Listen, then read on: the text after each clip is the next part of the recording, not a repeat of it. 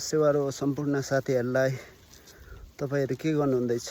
र मेरो morning duty चाहिँ यस्तो हुन्छ हो जहिले अनि अहिले चाहिँ भारी बोकेर हिँडिरहेको छु अनि यस्तै छ जिन्दगी के गर्नु हैन दुःख गर्नै पर्छ बस्तीमा बसेर हुर्केर हैन अब यो माथि पुऱ्याएर चाहिँ गएर आज मकै पनि छर्नु पर्ने छ अनि हेर्नुस् न यसरी पसिना खलखल बोकिरहेको छु आज चाहिँ टन्नै घाँस काटिराख्नु पर्ने छ सो भोलि चाहिँ ड्युटी जानुपर्छ नि त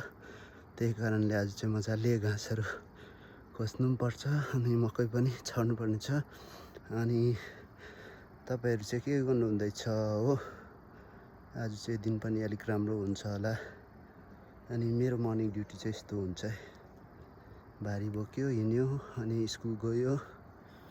त्यस्तै चल्छ हो भिलेज लाइफ अनि तपाईहरु सबजनालाई नोगेन